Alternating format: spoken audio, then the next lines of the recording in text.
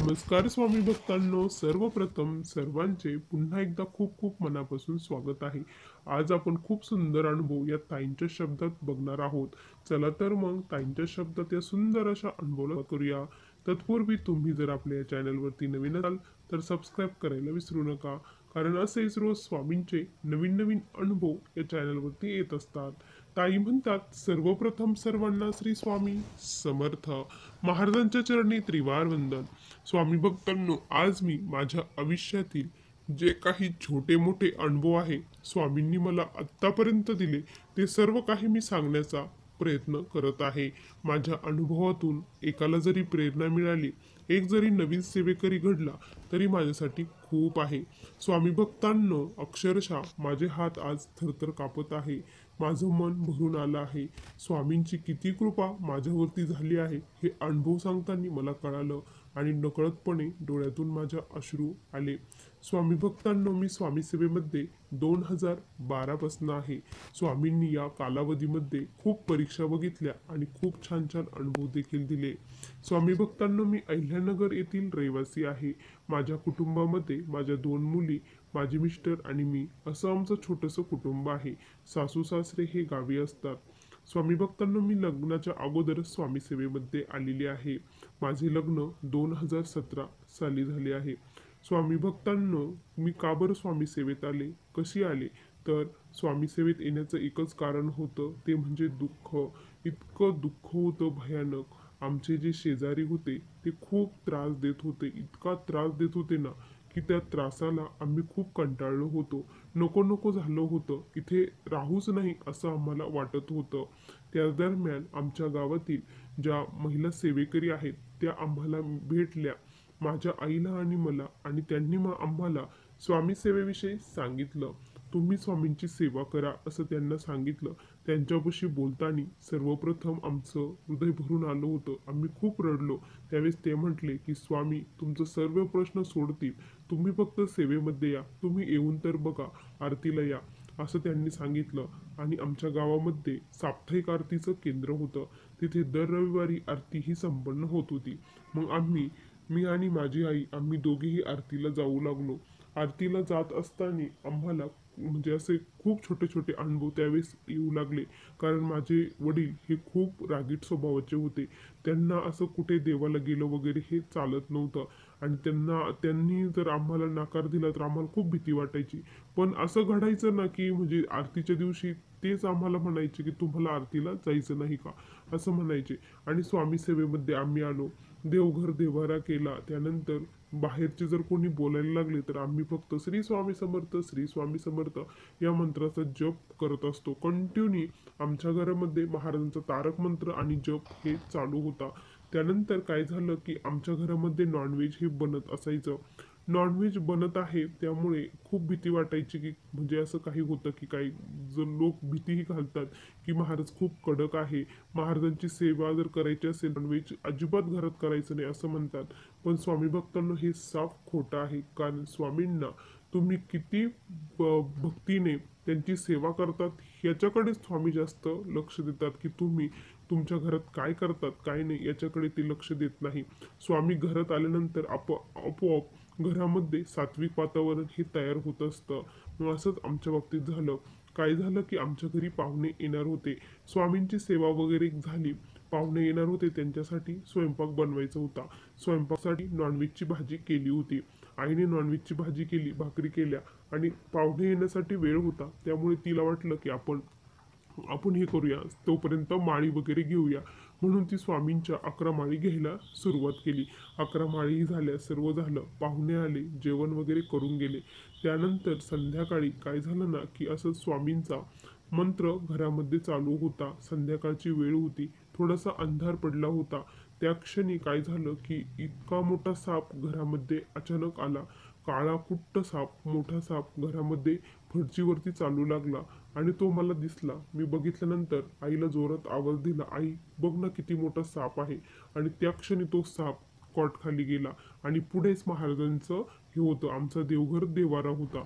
आता साप त्याच्या खाली गेला. त्यानंतर आता काय करायचं, घरी तर कोणीच नाही, खूप भीती वाटत होती. आणि आम्ही नंतर कॉटखाली डोकून बघितलं, सर्व बघितलं, तर आम्हाला तो साप कुठे दिसेना. आता हे असं का बरं घडलं? मग त्यानंतर आम्ही मठात सांगितलं की रात्री असं असं आमच्या घरी घडलं आहे. तर आम्हाला खूप भीती वाटते. अहो ते म्हणे, प्रत्यक्षात स्वामी महाराज तुमच्या घरी आले म्हणे. स्वामींना तुमच्या घराचं वातावरण खूप आवडलं, त्यामुळे ते तुम्हाला दर्शन देण्यासाठी आले होते. घाबरण्यासाठी काहीच नाही. जिथे स्वामींचं अधिष्ठान आहे ना, तिथे असं काही अघटित घडू शकत नाही. तुम्ही बिनधास्त राहा, असं त्यांनी जेव्हा सांगितलं तेव्हा एक धीर आधार आला. आणि भिवू नकोस, मी तुझ्या पाठीशी आहे, या वाक्याची प्रचिती. असं वाटलं की नाही, स्वामी आहे, स्वामी असं काही होऊ देणार नाही. हा एक खूप मोठा साक्षात्कार आम्हाला त्यावेळेस घडला. त्यानंतर मग माझ्या लग्नाचे स्थळ येऊ लागले, पण एकही स्थळ आम्हाला पसंत नव्हतं, होत नव्हतं. आणि जे काही भावकीचे लोक होते, जे त्रास देत होते, आता त्यांचा थोडासा त्रास कमी झालेला होता. कारण घरामध्ये रोज कालभैरव अष्टक 11 वेळेस म्हणून, वल्गसुक्त म्हणून, ज्या पिवळ्या मोहरी आहे त्या भारून आम्ही सर्वत्र टाकत होतो. त्यामुळे थोडासा शत्रूचा हा त्रास आमचा कमी झालेला होता. स्थळं येत होती, पण हे नव्हतं, पटत नव्हतं. त्यामुळे आम्ही काय केलं की मग प्रश्नोत्तर ही सेवा केली. त्यामध्ये 108 दुर्गा सप्तशतीचे पारायण सांगितले. पारायण वगैरे केले. त्यानंतर मला खूप छान स्थळ आले, खूप छान होतं. त्यानंतर मुलगाही छान होता, गव्हर्नमेंटला होता. त्यामुळे म्हटलं की नाही, आता काही हो, हे करायचं.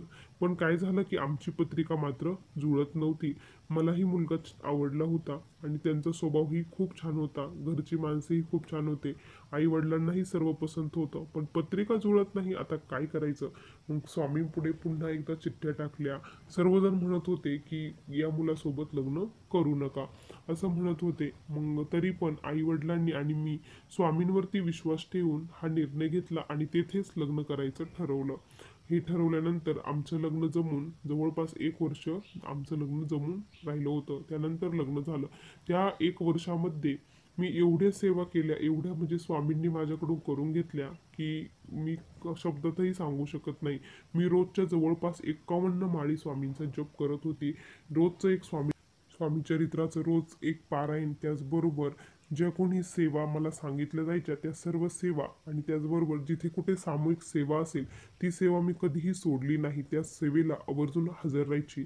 दर रविवारी मठामध्ये आरतीला जायची. त्याचबरोबर जी साफसफाई आहे मठाची ते करण्यासाठी देखील जात असायची. तिथले जाळे वगैरे काढणे, फरची पुसणे, महाराजांचा ओटा साफ करणे, या सेवेसाठी मी एकटी चालत पायी जात असायची.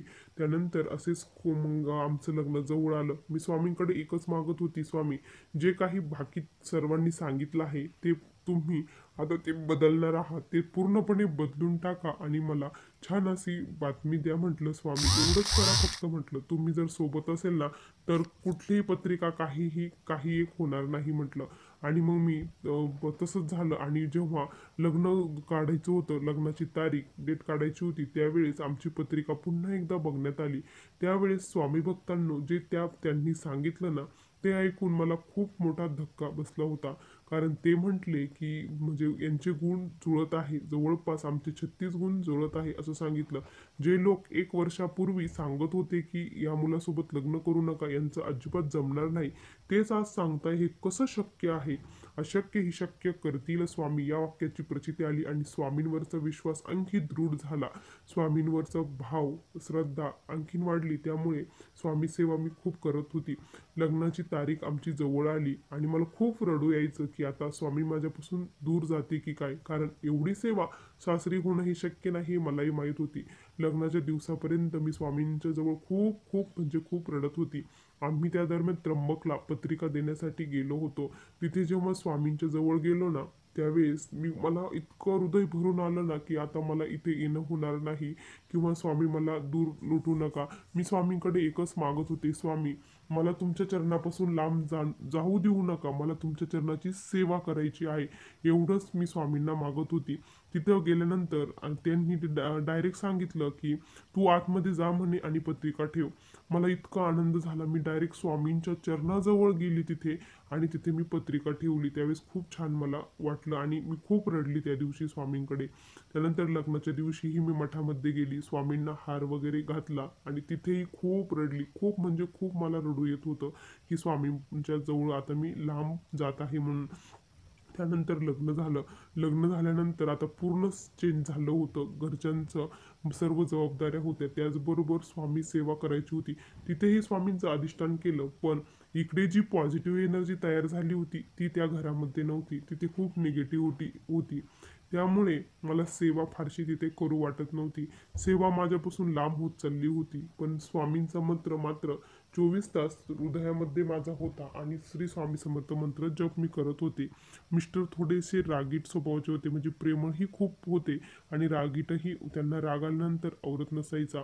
मग मी काय करायचे की स्वयंपाक करताना मी फक्त नामस्मरण करून स्वयंपाक करत असायची. तारक मंत्र म्हणायचे आणि नामस्मरण आपोआप माझ्या मुखामध्ये ते येतं आणि मी ते करत असायची. त्यानंतर हळूहळू मिस्टरांमध्ये बदल होत गेले. मग घरचीही परिस्थिती झाली, पण माझी सेवा मात्र काही झाली नाही. लग्नाला 4-5 महिनेच झाले असेल, मला प्रेग्नेन्सी राहिली. प्रेग्नेन्सी राहिल्यानंतर मग सेवा माझी मात्र मी वाढवण्याचा प्रयत्न केला. मी गुरुचरित्र पारायण, नवनाथ पारायण, त्याचबरोबर स्वामीचरित्र अशा तोडक्या मोडक्या सेवा, गायत्री मंत्र हे मी करत होती. आणि त्याच दरम्यान हे आलं होतं, चंद्रग्रहण आलं होतं. रात्रीच्या 1 वाजेपर्यंत ग्रहण होतं. त्या दिवशी मी तर अक्षरशः फक्त महाराजांचा जप करत होती आणि खूप सेवा मी त्या दिवशी केल्या. अख्खे जे मंत्र होते ते सर्व मंत्र स्तोत्र मी वाचले होते.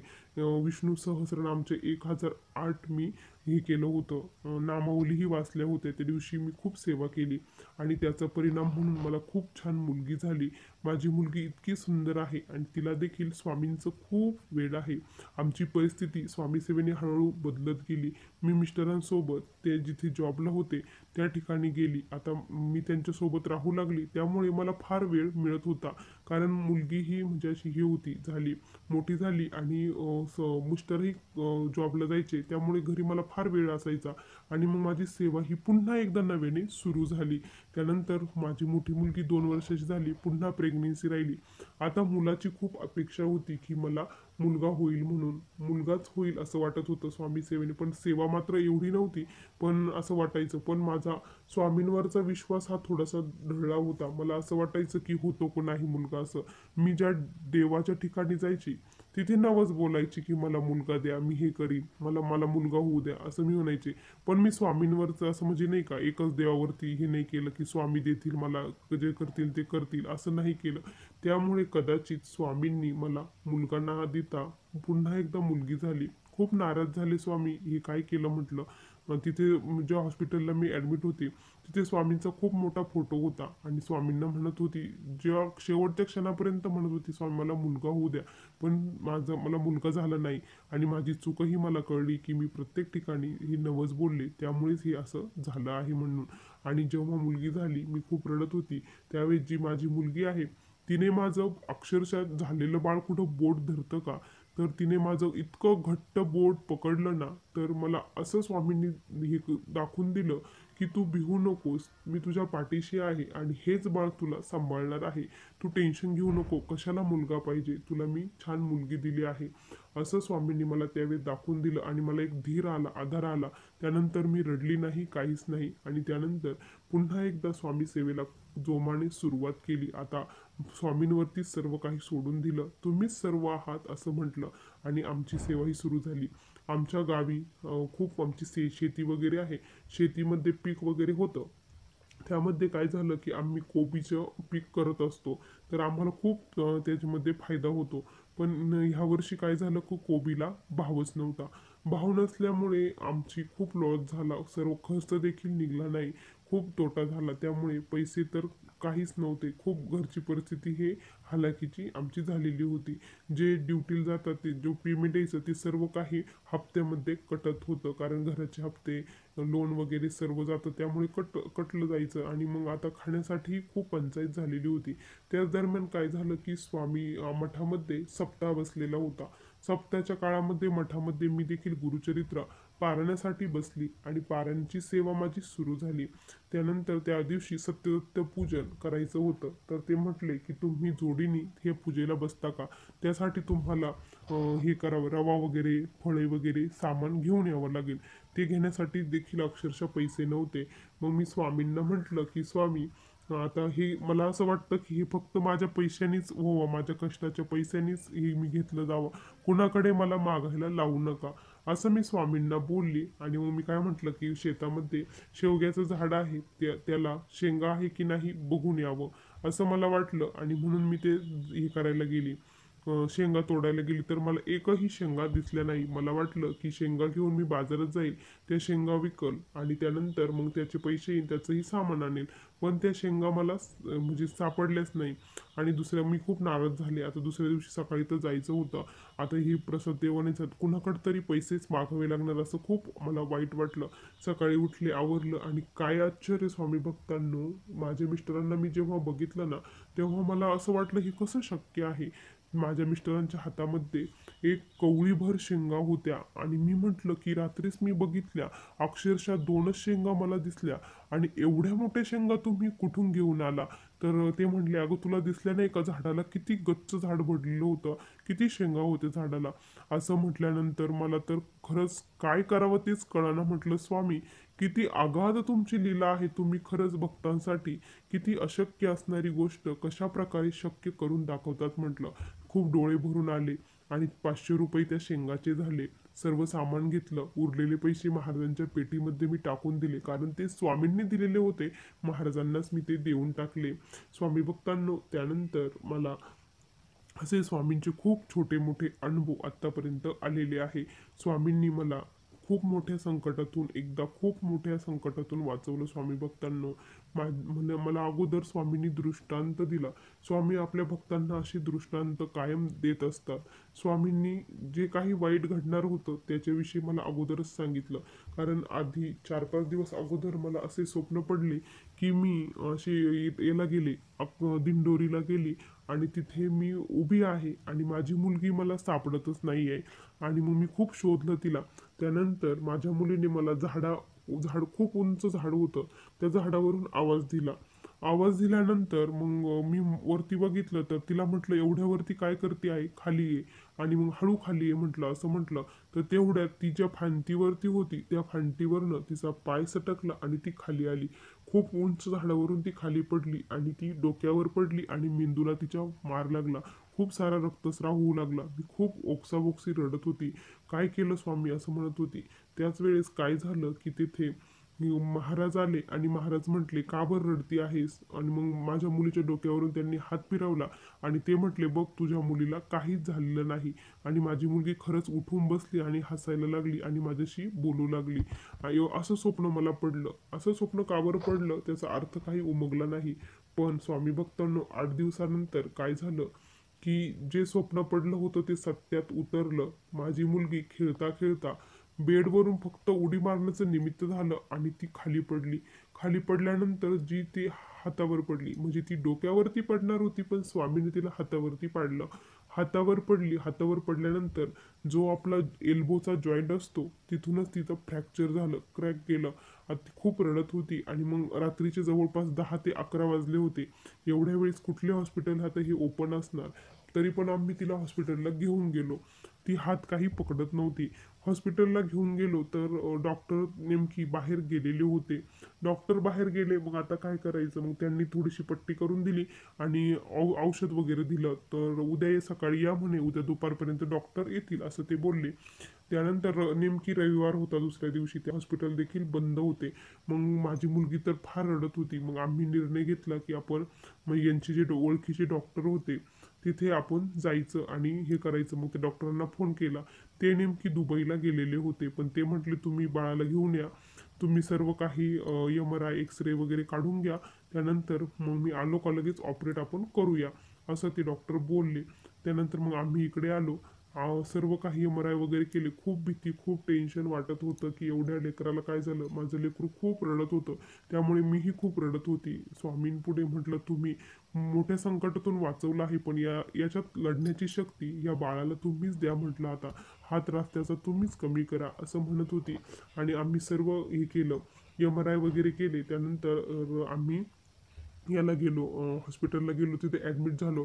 डॉक्टर दुपारी आले. डॉक्टर आल्यानंतर ते अक्षरशः झोपले सुद्धा नाही. ती काहीच नाही. त्यांना कोणी बुद्धी दिली तर ही फक्त माझ्या स्वामींनीच बुद्धी त्यांना, डॉक्टरांना दिली.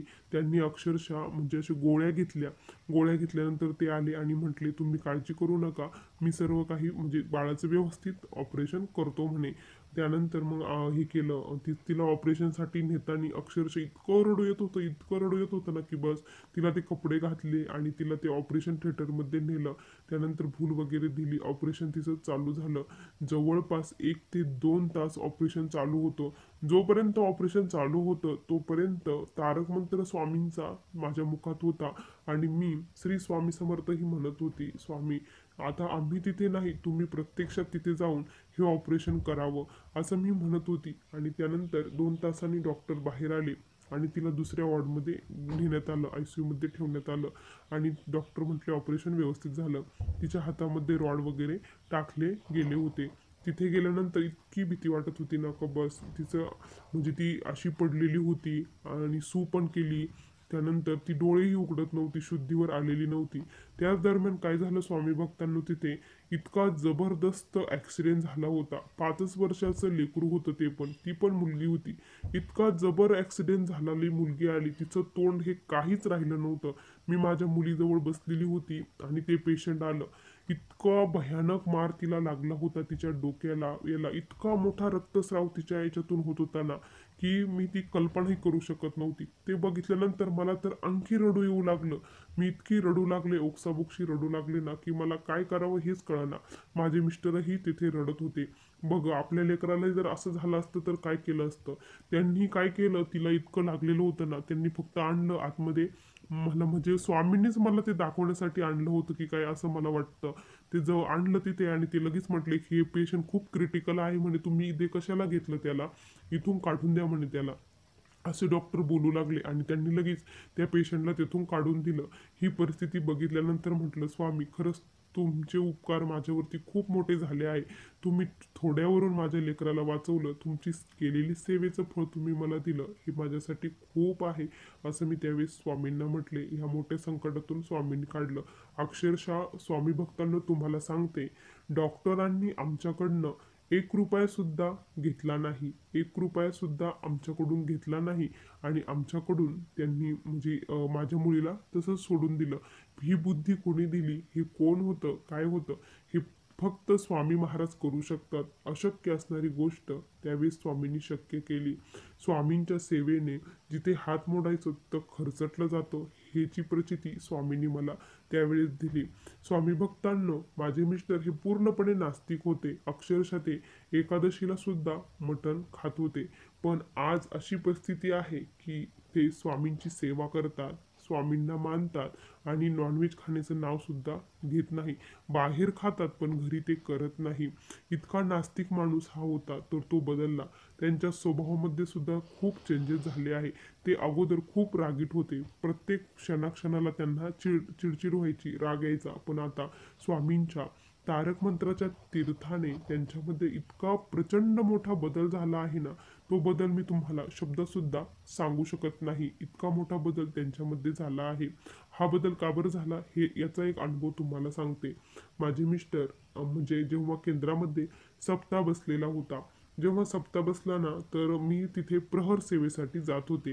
तर मला खूप वाटायचं की यांनी देखील सेवा करावी, यावी, की किती छान छान जोडीने आरती वगैरे करतात, मीही आरती करावी, होमाला बसावं, असं मला खूप वाटायचं जोडीने. पण हे येत नसल्यामुळे हे होत नाही. मी स्वामींपुढे खूप रडायची.